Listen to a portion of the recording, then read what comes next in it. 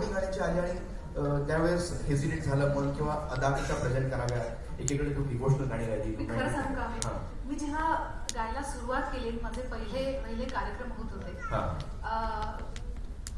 तर त्या कार्यक्रमांमध्ये मी अर्थात दीदींची आशाताईंची गाणी गात होते. आणि त्यावेळेला ना आशाताईंची अशी उठत्या चालीची गाणी गायला मला फार लाजऱ्यासारखं बुजऱ्यासारखं व्हायचं स्टेजवरती. अर्थात मी खूप लहान पण होते, पण गाणी गायची सवय किंवा मला ती कधी गाता येईल असं वाटलंच नव्हतं. पण जसं जसं मी मोठी झाले आणि नंतर बाळ पळसुले नावाचे आपल्याकडे खूप विख्यात म्युझिक डिरेक्टर होते, ज्यांनी कुठं कुठं जायचं हनीमूनला सारखी आपल्याला गाणी दिली, अशी अनेक अजरामर गाणी गीतं त्यांनी कंपोज केली आहेत.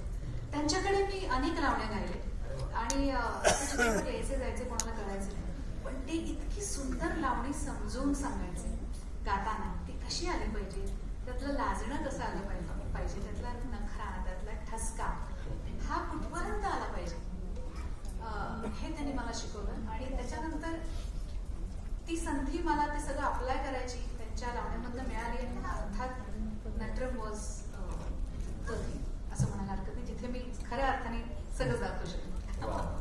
आपण नटरंगाकडे नक्कीच जाऊयात, पण थोडीशी उत्कंठा अजून वाढवूया.